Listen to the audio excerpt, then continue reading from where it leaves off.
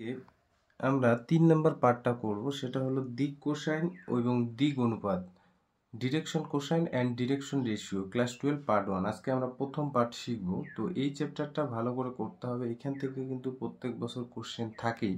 তো এই চ্যাপ্টারের সূত্রগুলো ভালো করে বুঝতে হবে। যদি সূত্রগুলো তুমি ভালো করে না বোঝো তাহলে কিন্তু এই চ্যাপ্টারের অঙ্কগুলো তুমি করতে পারবে না। সেই জন্য আমরা প্রথমে পার্টটা সূত্রগুলো ভালো করে বুঝবো, সেই সূত্রের অ্যাপ্লাইগুলো আমরা কিন্তু নেক্সট পার্টে করব। তো আজকের পার্টটা কিন্তু খুবই ইম্পর্টেন্ট।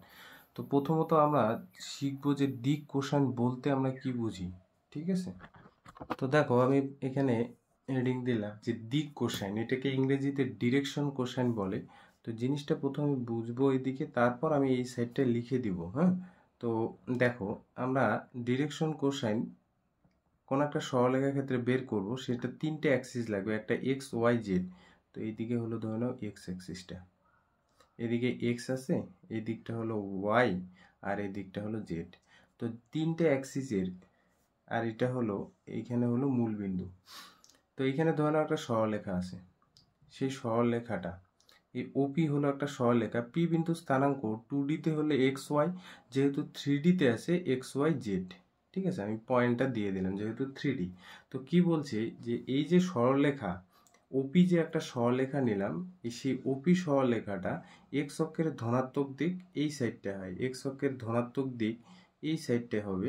বলছে এক্স অক্ষের ধনাত্মক দিকে এই যে সরলরেখাটা যদি আলফা কোণ করে থাকে, আমি অন্য কালে ব্যবহার করি যে ওয়াই অক্ষে এখানে যদি বিটা কোণ তৈরি করে থাকে এবং গামা গামা গামা কোণ তৈরি করবে জেড অক্ষ বরাবর, মানে জেড অক্ষের সঙ্গে কত কোণ তৈরি করে? গামা কোণ।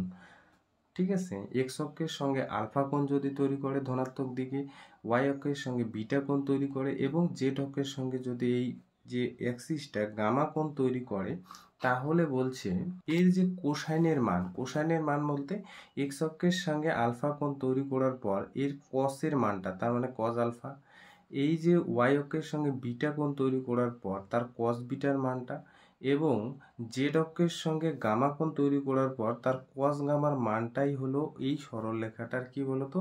ডিরেকশন কোসাইন, বা হচ্ছে দিক কোসাইন। এই কস আলফা, কস বিটা, কস গামাকে আমরা কি বলবো? দিক কোসাইন। তো এই সাইডটা আমি লিখে দিই ব্যাপারটা। দেখো এখানে লিখে দিলাম, কোনো সরলরেখা মানে এই যে এই ওপি সরলরেখাটা এক্স অক্ষ, ওয়াই অক্ষ ও জেড অক্ষের ধনাত্মক দিকে, আমি যে কথাটা এখানে বললাম এখানে লিখে দিছি, বলছে আলফা বিটা গামা কোণ করলে এই যে তার কোসাইনের ভ্যালুগুলো, মানে কস আলফা, কস বিটা, কস গামাকে দিক কোসাইন বলে। এইখানে একটা দেখো ব্র্যাকেটে একটা লিখছি ডিসিএস, কেন? এটা মানে বোঝাবে হচ্ছে ডিরেকশন কোসাইন। এই যে ডিরেকশন কোসাইন, ডিরেকশনকে আমরা ডি স্টপ, আর এখানে কোসাইনে সিএস দ্বারা কিন্তু ডিনোট করব। ঠিক আছে, কোথাও যদি আমি ডিসিএস লিখি তার মানে কোনো সরলরেখার ডিরেকশন কোসাইন আমি বোঝাতে চাচ্ছি। এবং বলছে এই যে কস আলফা, কস বিটা, কস গামাকে এইভাবে না বলে আমরা এল এম এন দ্বারা প্রকাশ করা হয়, মানে এই যে ডিরেকশন কোসাইনকে এল এম এন দ্বারা প্রকাশ করা হয়। অর্থাৎ এই যে কস আলফাটা যে আমি এখানে বের করব, সেই কস আলফাটা এখানে এল এর কাজ করবে, আর এমটা হলো কস বিটা, আর এনটা হলো কস গামা। কস আলফা যেটা সেটাই এল, কস বিটা যেটা সেটাই এন, কস গামা সেটাই এন। এখন তোমরা কিন্তু ইচ্ছে মতো এখানে এল এম এন আমি এখানে দিলাম, তোমরা কিন্তু ইচ্ছে মতো এবিসি দিয়ে কিন্তু ডিনোট করতে পারবে না। ঠিক আছে, এবিসি দিয়ে না, তোমরা এল এম এন দিয়েই করবে, কারণ এটা বইতেও লেখা আছে এবং বেশিরভাগ টিচারই কিন্তু এটাই কিন্তু ডিনোট করবে। সেক্ষেত্রে কিন্তু তোমরা এল এম এন দ্বারাই ডিনোট করবে। ঠিক আছে, ইচ্ছে মতো খালি নিলে হবে না। দেখা গেল কেউ পি কিউ আর নিল, সেক্ষেত্রে P cos alpha, Q cos beta, আর কস গামা লিখতে পারে, কিন্তু তুমি এলিমেন্টটাই নেবে, বেশিরভাগই এটা ইউজ করে। ঠিক আছে, তো বোঝা গেল কস ডিরেকশন কোসাইন কিছুই না, cos alpha, cos beta, cos gamma এগুলো হলো কি? Direction cosine. এবার কতগুলো নোট আমরা জানবো, সেই নোটগুলো কিন্তু খুব ইম্পর্টেন্ট। তো দেখো নোট এর মধ্যে 1 নাম্বার আমি দেই, এইখানে যে আলফা, বিটা আর গামা, এই যে কোণগুলোকে, হ্যাঁ কোণগুলিকে মনে রাখবে দিক কোণ বলে, কোণগুলিকে দিক কোণ বলে। আলফা, বিটা, গামা এক্স অক্ষ, ওয়াই অক্ষ ও জেড অক্ষের ধনাত্মক দিকে যে কোণ তৈরি করছে সেই কোণগুলোকে দিক কোণ বলে, মনে রাখবে এটা। যে এটাকে হচ্ছে দিক কোণ বলবো। এবং এই দিক কোণগুলো একটা কন্ডিশন হোল্ড করে কি, যে আলফা বিটা গামা এর যে ভ্যালুটা কখনোই 2π হবে না, 2π হবে না। এগুলো কিন্তু এমসিকিউর জন্য খুবই ইম্পর্টেন্ট। এইভাবে দেবে যে তুমি যদি তিনটা কোণ তুমি বের করো আলফা বিটা গামা, তাহলে কিন্তু তিনটার যে যোগফল সেটা 2π হবে না, এটা মনে রাখবে। এই যে এখানে নোট বি দেই, এখানে যে এলএমএন ব্যবহার করলাম, এলএমএনের একটা শর্ত মেনটেন করে। কি শর্ত বলছে? Cos square alpha, cos square beta আর কস স্কোয়ার গামা। কিছু কিছু জিনিস তোমার মনে রাখতে হবে। বলছে এদের যে যোগফল 1, কস আলফা মানে কত ধরছি? এল, তার স্কোয়ার মানে কি বলতো? এল স্কোয়ার। কস বিটা মানে এম ধরছি, তার মানে তার স্কোয়ার মানে এম স্কোয়ার। আর কস গামা মানে এন ধরছি, তার স্কোয়ার মানে হচ্ছে N square is equal to হচ্ছে 1। এই কন্ডিশনটা কিন্তু মনে রাখবে যে এল এম এন এই যে তাদের স্কোয়ারের যোগফল সবসময় 1। তো এটা কি ডিনোট করবে? এটা ইমপ্লাইজ করবে ইহা নির্ণয় কোনো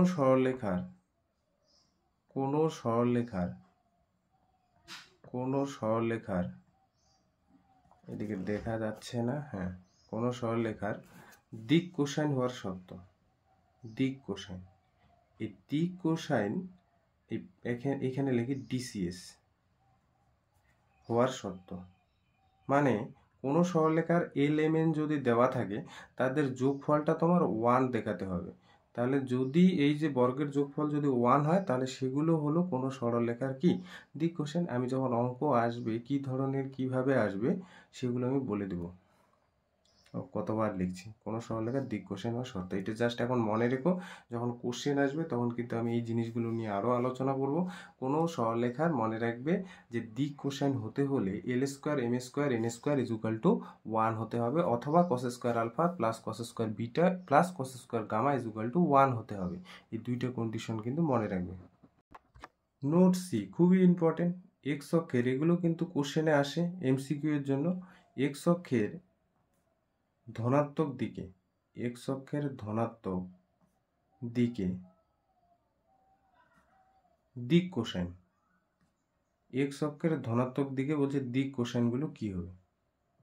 তো দেখো এটা হয়ে যাবে তোমার 1, মানে এলটা হবে 1, এই যে কজ আলফাটা হয়ে যাবে 1, আর এই কজ বিটাটা হয়ে যাবে 0, আর তারপরে কজ গামাটা হয়ে যাবে 0। কি করে হয় একটু বলি, তাহলে কনসেপ্টটা তোমার ক্লিয়ার হবে।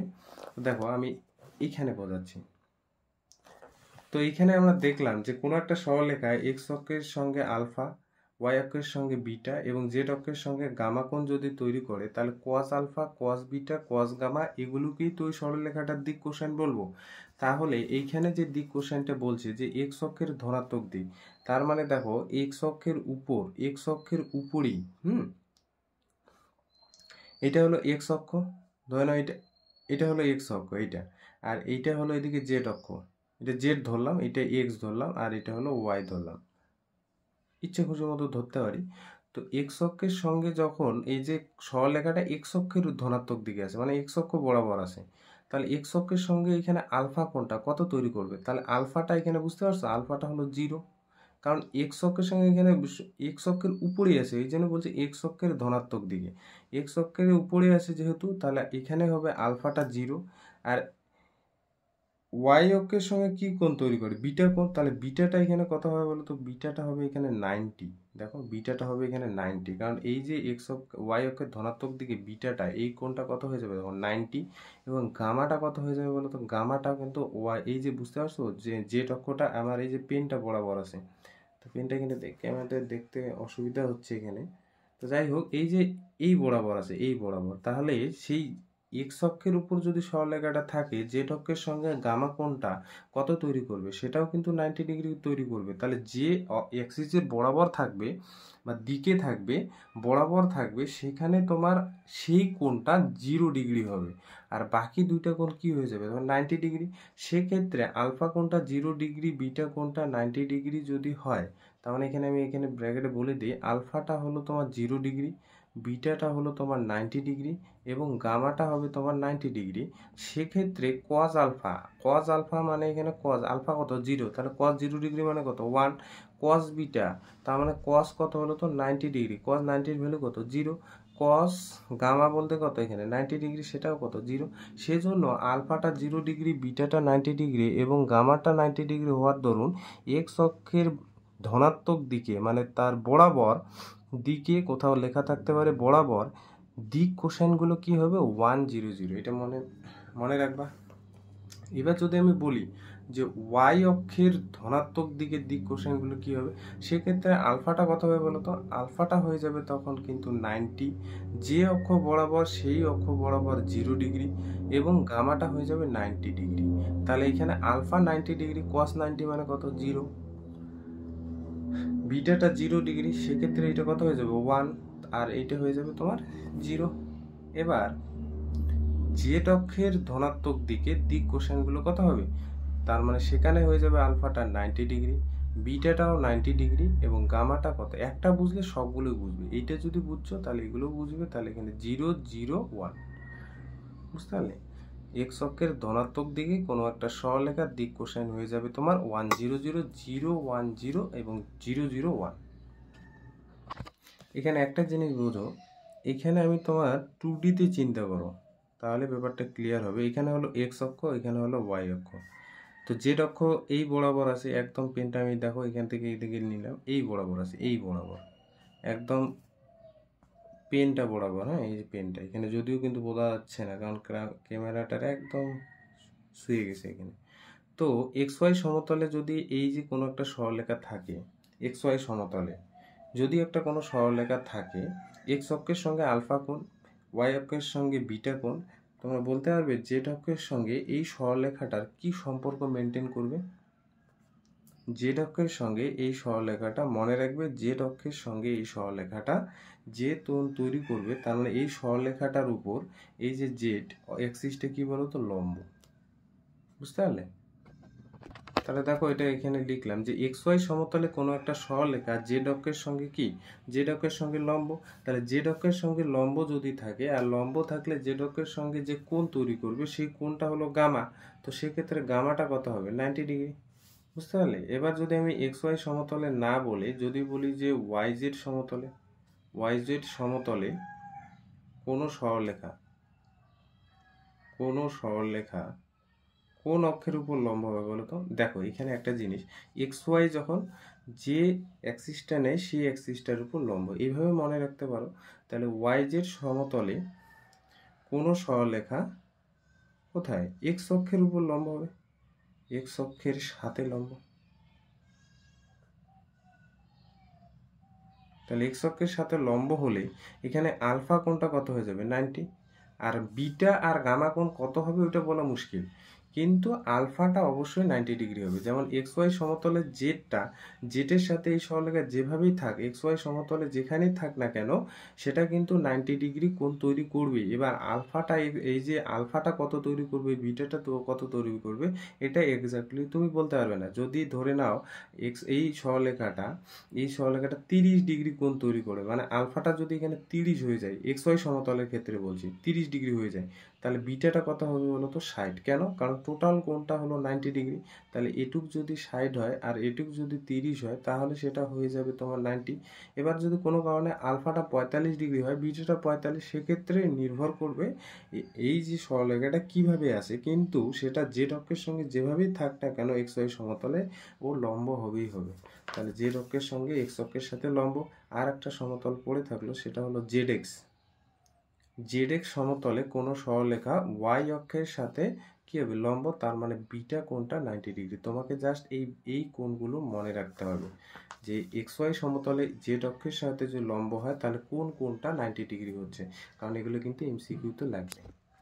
এবারে যে জিনিসটা শিখবো সেটা হলো দুই বিন্দুগামী সংযোজক সরলরেখার দিক কোসাইনগুলি নির্ণয়, মানে এল এম এনটা নির্ণয়।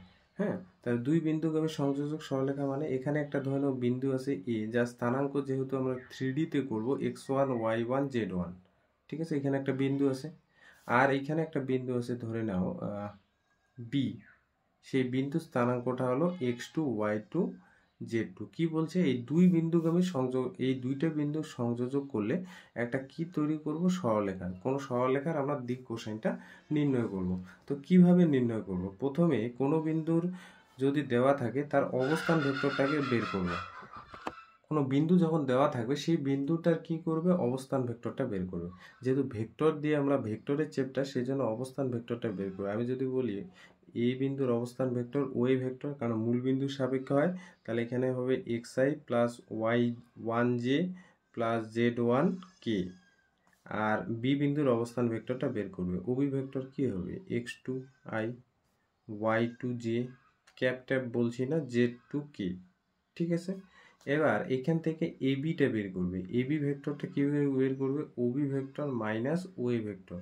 তাহলে ওই ভেক্টর থেকে ওবি ভেক্টর যদি আমি বের করি, তাহলে দেখো ওবি থেকে ওএ বিয়োগ করে বের করব। সেটা ক্ষেত্রে এইটার থেকে এটা বিয়োগ করব, সেক্ষেত্রে যে আইটা কমন নেই, এরকম থাকবে x2 মাইনাস x1, এখানে ব্র্যাকেটটা ক্লোজ করে আই, y2 মাইনাস y1, এখানে হলো জে, আর হচ্ছে z2 মাইনাস z1, এটা হলো কে ক্যাপ পড়ে থাকবে।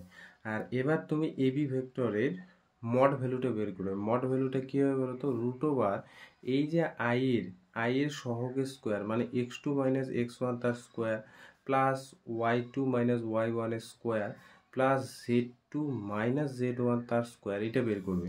এবার আমাকে কি বের করছে, দুইটা বিন্দু সংযোগ সরলরেখার দিক কোসাইন। তাহলে এল বের করতে হবে। এক্ষেত্রে দিক কোসাইন বলতে এলিমেন্টটা, তাহলে এল কি হবে, এখানে তো আর অ্যাঙ্গেল দিয়ে বের হবে না। তাহলে এল বলছে এইভাবে বের করো, x2 থেকে x1 বিয়োগ, তার মানে এই যে বিন্দু দুইটা দেওয়া থাকবে, প্রথমে বি বিন্দু স্থানাঙ্ক x2 থেকে এ বিন্দু স্থানাঙ্ক x1 বিয়োগ করব, আর এবি যে ভেক্টরটা বের করছে সেই এবি ভেক্টরের মড ভ্যালুটা আমরা এখানে লিখে দেব। ঠিক আছে, সেক্ষেত্রে এল হবে এটা।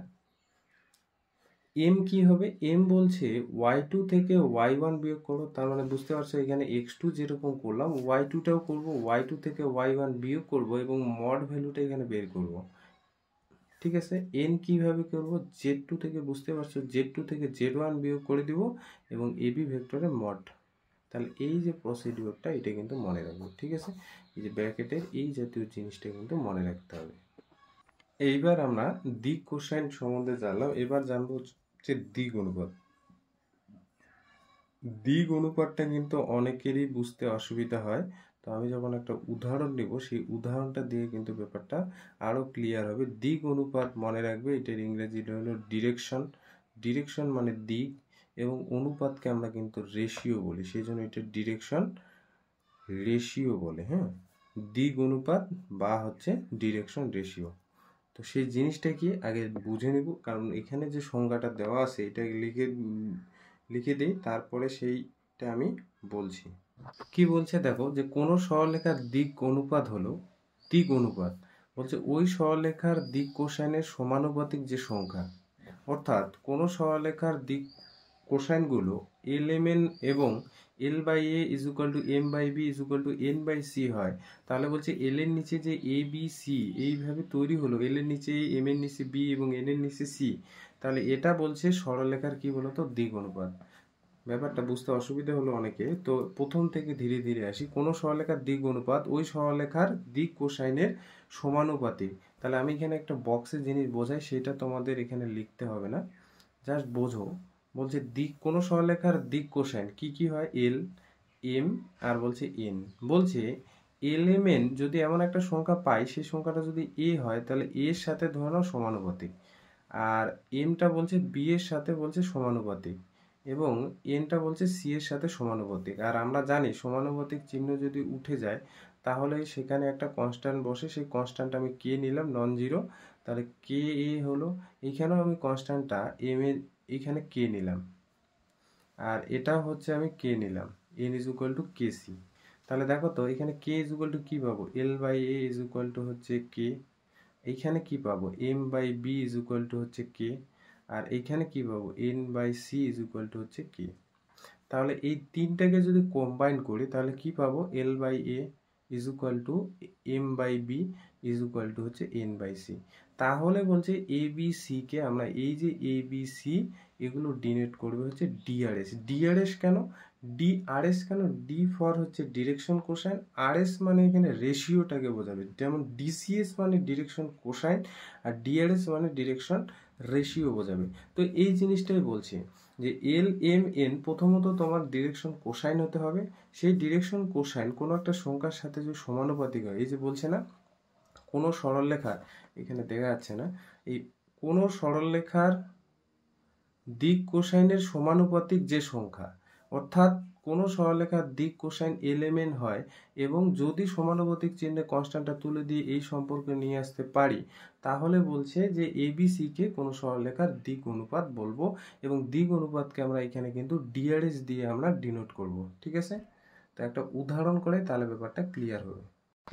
ধরে নাও আমি তোমাকে বললাম যে কোনো সরলরেখার, এখানে একটা এক্সাম্পল করাই তাহলে ব্যাপারটা ক্লিয়ার হবে। ধরে নাও এল বললাম হচ্ছে 1/√14 আর এম বললাম 2/√14 আর এন বললাম 3/√14।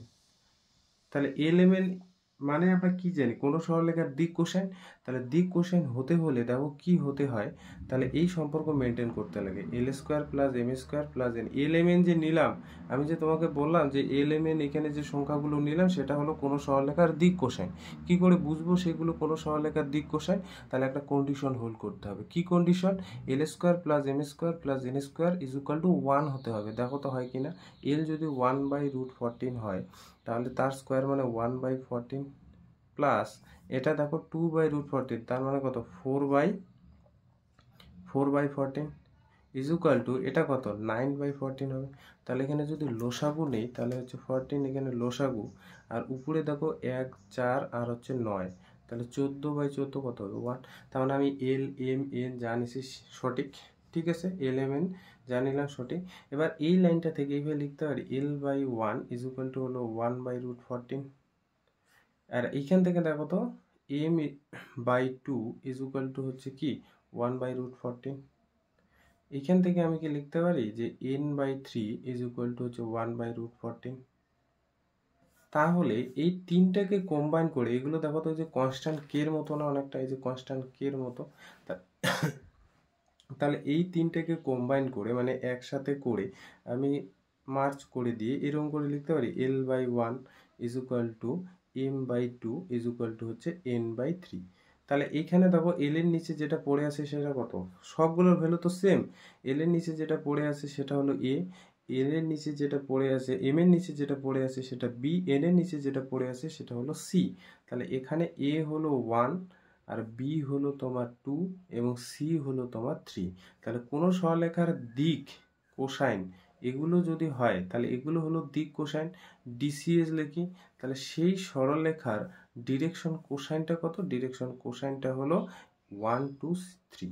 তাহলে বুঝতে পারলে কোনো সরলরেখার দিক কোসাইন থেকে দিক অনুপাত বের করার কিন্তু এটাই নিয়ম, বা কোনো সরলরেখার দিক কোসাইনের সাথে দিক অনুপাত, এটা খুব ভুল হয়, অনুপাত এইটার সম্পর্কটা কিন্তু এরকম। ঠিক আছে, বুঝতে পারলে উদাহরণটা?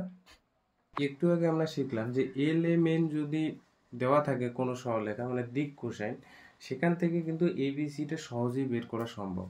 তাহলে কোনো সরলরেখা যদি দিক অনুপাতটাই দেওয়া থাকে মানে এবিসিটাই দেওয়া থাকে মানে প্রদত্ত এগুলো দেওয়া থাকবে, তাহলে এল এম এন সেটা কত আমরা ডাইরেক্ট ওই জিনিসটা শিখবো, কিন্তু কি করে হয় সেই জিনিসটা আগে আসি।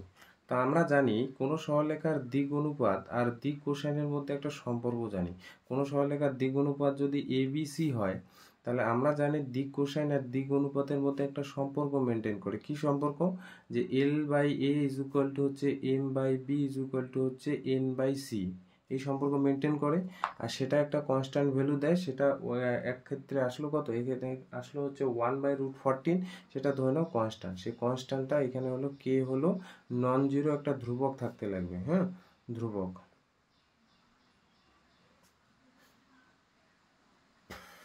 ঠিক আছে, আচ্ছা তার মানে L/A ইজ ইকুয়াল টু এখান থেকে কি আমি রিপ্লেস করতে পারি L/A ইজ ইকুয়াল টু কে, সেক্ষেত্রে L কত, L হবে তোমার A কে, আরও হতে পারে M/B is equal to k, m কত এখানে, এম হচ্ছে বিকে। দেখো যে জিনিসটা মনে রাখা সেই জিনিসটা আমি বক্স করে দিব, জাস্ট দেখো যে কি করে হচ্ছে।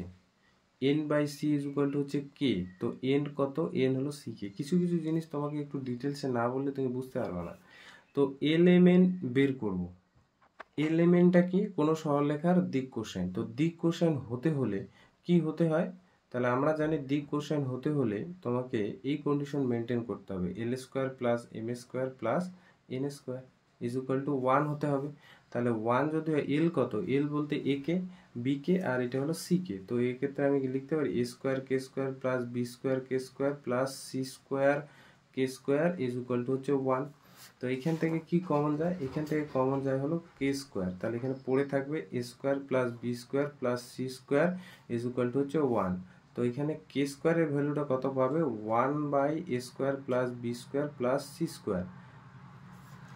তো কে স্কোয়ার যদি এটা হয়, কে এর ভ্যালু দেখো প্লাস মাইনাস হতে পারে, প্লাস মাইনাস কি হতে পারে, root over 1 by a square plus b square plus c square. তাহলে 1 রুটের কত হয়, 1 হয়, তাহলে প্লাস মাইনাস 1 বাই কি হলো root over a square plus b square plus c square. তাহলে কে এর ভ্যালুটা পেলাম, কে এর ভ্যালুটা এটা পেলাম, ঠিক আছে। এবার কে এর ভ্যালুটা দিয়ে কি ডিনোট করব, কে এর ভ্যালুটা আমি এখানে বসাবো, এল এ বসাবো, এম এ বসাবো, আর হচ্ছে এন এ বসাবো, কারণ আমার এল এম এন বের করা দরকার। তাহলে দেখো এ কে আছে, সেক্ষেত্রে এল কত হবে, এল হবে তোমার plus minus a by root over a square plus b square plus c square. এমটা কি হবে বলো তো, এমটা হবে plus minus b by root over a square plus b square plus c square. আর এনটা কি হবে, plus minus c by root over a square plus b square plus c square. এবার পজিটিভ নেগেটিভ মানে কি বোঝাবে, এই যে পজিটিভ মানে এলটা কি, এলটা হলো কোনো সরলরেখা এক্স অক্ষের সঙ্গে ধনাত্মক দিকে যে কোণ তৈরি করে তার কোসাইনের ভ্যালুটা। তাহলে ধনাত্মক হলে পজিটিভ, আর ঋণাত্মক মানে কি বলতো, এক্স অক্ষের ঋণাত্মক দিকে একটা কোণ তৈরি করবে, সেক্ষেত্রে এলটা ঋণাত্মক হবে। এই জন্য এলটা কি হয়, একবার ধনাত্মক দিকে একবার হলো ঋণাত্মক দিকে, সেক্ষেত্রে কিন্তু এলটা পজিটিভ নেগেটিভ হয়। এটা মানে বোঝাবে সরলরেখাটা ধনাত্মক দিকে হচ্ছে a by root over a square plus b square plus c square এই কোণটা তৈরি করছে, হ্যাঁ। সেক্ষেত্রে এর ভ্যালুটা এটা হবে, ঋণাত্মকের জন্য কিন্তু নেগেটিভ। তো দেখো কিভাবে সূত্রটা মনে রাখবে, এত কিছু ডিটেলসে তো আর মনে রাখা প্রয়োজন নেই। তাহলে এখানে দেখো এল এম এন কিভাবে মনে রাখবে, এ বি সি দেওয়া থাকবে, এ বি সি মানে কোনো সরলরেখার কি দিক কোসাইন, দিক অনুপাত। তাহলে দিক অনুপাতটা যখন থেকে আমি দিক কোসাইন, দিক অনুপাত থেকে আমি ডিসিএস এ আসবো, ডিআরএস থেকে, এগুলো হলো ডিআরএস থেকে ডিসিএস এ আসবো, ডিআরএস থেকে ডিসিএস এ আসার জন্য দেখো এল বের করো, এ মানে এ, এগুলোর স্কোয়ার দেখো root over square plus b square plus a, এই জিনিসটা তো কমন, নিচের এই পার্টটা কমন, রুট ওভার জাতীয় জিনিসটা কমন। যখন এম বের করব তখন বি বাই সামথিং দেখো রুট ওভার, যখন সি বের করব তখন মানে সি কেন, এন যখন বের করবো c by root over square plus b square plus c square.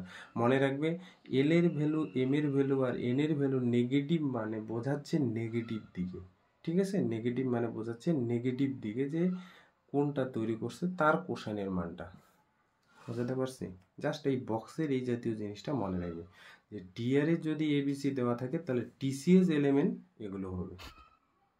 এবার দেখো যেটা শিখবো, দুই বিন্দুগামী সংযোগ সরলরেখার দিক অনুপাত। একটু আগে তোমাদের শেখালাম যে একটা বিন্দু যদি এ হয় যার স্থানাঙ্ক x1 y1 z1, আর একটা বিন্দু স্থানাঙ্ক যদি বি হয়, বি বিন্দুটার স্থানাঙ্ক যদি x2 y2 আর z2 হয়, তাহলে এই দুইটা বিন্দু সংযোগ করে আমরা দিক কোসাইনটা বের করা শিখলাম।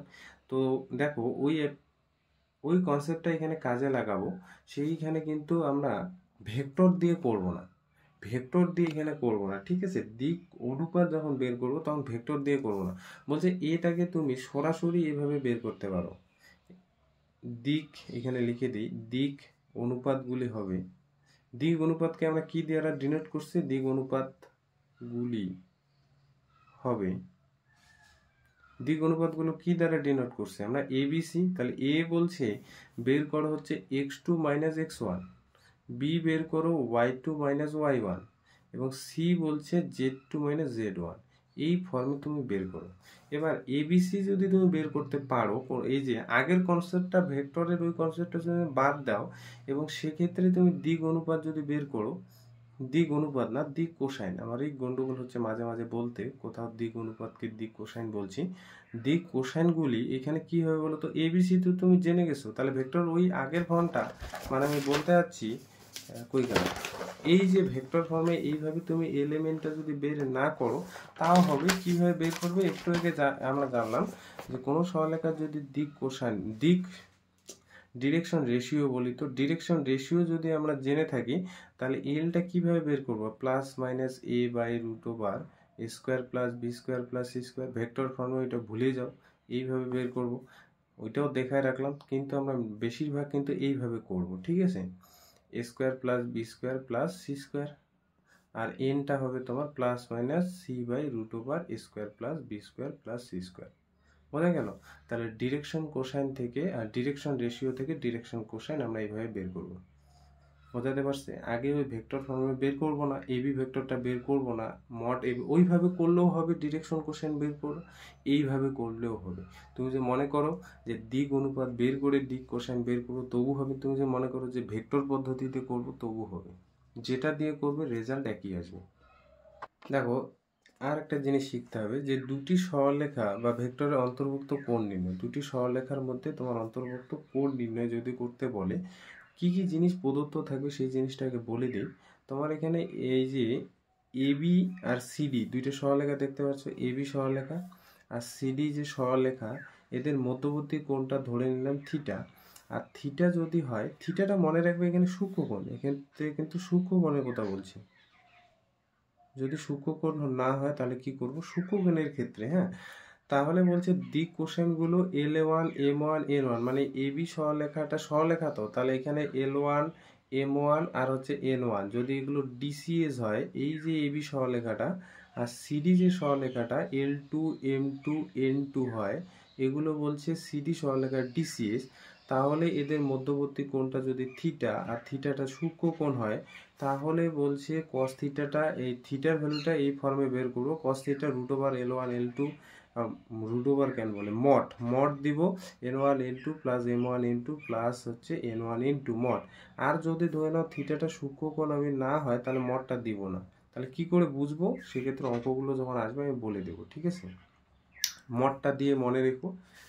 আর বলছে যে দিক কোসাইন না বলে যদি দিক অনুপাত দেওয়া থাকে, মানে A1 B1 C1, এই যে দুটি সরলরেখার দিক অনুপাত সমূহ যথাক্রমে A1 B1 C1 এবং A2 B2 C2 হয়, তাদের মধ্যবর্তী কোণ যদি থিটা, আর থিটাটা মনে রাখবে এটা সূক্ষ্মকোণের ক্ষেত্রে। আর সূক্ষ্মকোণটা যদি কিছু না বলা থাকে তাহলে এই মড উপরে এই জাতীয় জিনিসটা দিব না, ঠিক আছে। মডটা দিব না, সূক্ষ্মকোণ যদি না বলা থাকে তাহলে এই মডটা কিন্তু দেব না। তাহলে cos থিটাটা কি বেরোবে, A1 A2 plus B1 B2 plus C1 C2 mod, আর নিচে হবে দেখো, এটা সূত্র কিন্তু মনে রাখতে হবে, root over A1 square plus B1 square plus C1 এর root over A2 square plus B2 square plus C2 square. এবার নোট কতগুলো জিনিস মনে রাখবে, দুটি সরলরেখা পরস্পর লম্ব হলে তাহলে থিটাটা কত হবে বলতো 90, আর cos 9 এক নং থেকে যদি আসি তাহলে থিটার ভ্যালু যদি 90 বসাই তাহলে এক নং থেকে কি cos 90 মানে 0, তাহলে মড জিনিসটা তুলে দিলে কি হবে, L1 L2 plus M1 N2 plus N1 N2 is equal two 0। আর 2 নং থেকে দেখো cos 90 0, তার 0 সাথে এটা গুণ হয়ে উপরে কি পড়ে থাকে, A1 A2 plus B1 B2 plus C1 C2। এই জাতীয় জিনিসগুলো কিন্তু মনে রাখবে। আর একটা জিনিস মনে রাখবে, দুটি সরলরেখা যদি সমান হয়ে যায় না, সমান্তরাল বলছে, দুটি সরলরেখা যাদের দিক কোসাইনগুলো L1 M1 N1 L2 M2 N2 হয়, সমান্তরাল যদি হয়, লম্ব হলে প্রোডাক্টের যোগফল 0, আর L1 L2 is equal two M1 N2 is equal two N1 N2 হয়, এই যে কন্ডিশন। আর দুটি সরলরেখা যাদের দিক অনুপাত সমূহ যদি A1 B1 C1 ও A2 B2 C2 হয়, তারা পরস্পর সমান্তরাল হবে এই কন্ডিশনে, A1 A2 is equal two B1 B2 is equal two C1 C2। তাহলে এগুলো ফর্মুলা কিন্তু তোমার মনে রাখতে হবে, ঠিক আছে। তাহলে মোটামুটি দিক কোসাইন আর হচ্ছে দিক অনুপাত এই চ্যাপ্টারের সূত্রগুলো দেখো, দিক লম্ব হলে প্রোডাক্টের গুণফল 0, আর যদি সমান্তরাল হয় আর দিক কোসাইনগুলো তোমার দেওয়া থাকে তাহলে এই কন্ডিশনগুলো হোল্ড করবে, ঠিক আছে। তাহলে আজকে শুধুমাত্র আমরা সূত্রগুলো শিখলাম, নেক্সট দিন আমরা কি করব, এগুলো অ্যাপ্লাই করব। আজকে তাহলে এতটুকুই থাকলো, ঠিক আছে। এই যে জিনিসটা ভালো করে দেখো, ঠিক আছে? তাহলে ব্যাপারটা তোমাদের কিন্তু পরের দিন বোঝাতে সুবিধা হবে। আজকে তাহলে এতটুকুই থাকলো, ঠিক আছে?